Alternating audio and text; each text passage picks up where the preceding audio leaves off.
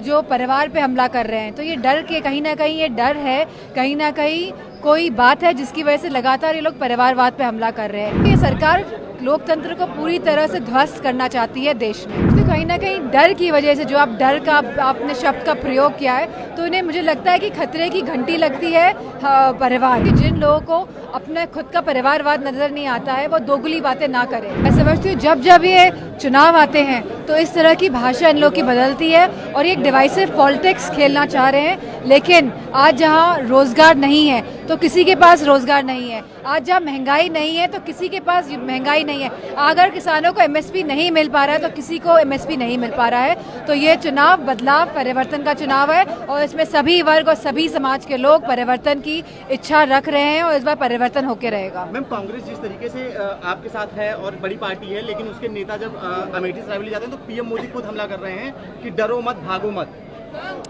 मैं समझती हूँ ये लोग जो परिवार पे हमला कर रहे हैं, तो ये डर के कहीं ना कहीं ये डर है, कहीं ना कहीं कोई बात है जिसकी वजह से लगातार ये लोग परिवारवाद पे हमला कर रहे हैं। क्योंकि लोकतंत्र में अगर आप देखेंगे तो जनता डिसाइड करेगी और ये एक पार्टी का निश्चय है कि कौन कहाँ से चुनाव लड़ता है और कौन कहाँ से नॉमिनेशन फाइल करता है, तो उस पर उंगली हम नहीं उठा सकते हैं। सिमिलरली अगर आप देखेंगे कि जिस तरह लोकतंत्र के साथ ये मौजूदा सरकार खेल रही है और कहीं ना कहीं लोकतंत्र को नुकसान पहुंचाने की कोशिश कर रही है, और जहां हमने देखा है पिछले कई सालों से कि लोगों को शांतिपूर्ण ढंग से आंदोलन तक नहीं करने दे रही है सरकार, तो बताइए हमारे लोकतंत्र, हमारे संविधान में लिखी गई है कि आप शांतिपूर्ण तरीके से आप आंदोलन कर सकते हैं। तो मैं समझती हूँ ये सरकार लोकतंत्र को पूरी तरह से ध्वस्त करना चाहती है देश में। बीजेपी लगातार सपा पर भी परिवारवाद का आरोप लगाती है कि सपा परिवारवाद करती है।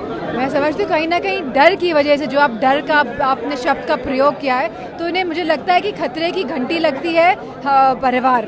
क्योंकि जहाँ ये खुद सभी परिवारों के साथ सभी प्रदेशों में गठबंधन करके सरकार में रह चुके हैं, चाहे वो कश्मीर हो जहां उन्होंने महबूबा मुफ्ती जी के साथ गठबंधन किया, जहां सुखबीर जी के साथ गठबंधन किया पंजाब में, जहां उन्होंने अभी राज ठाकरे और अजीत पवार जी के साथ गठबंधन किया है, जहां आंध्र प्रदेश में उन्होंने नायडू साहब के साथ गठबंधन किया है। तो मैं समझती हूँ कि जिन लोगों को अपने खुद का परिवारवाद नजर नहीं आता है, वो दोगली बातें ना करें।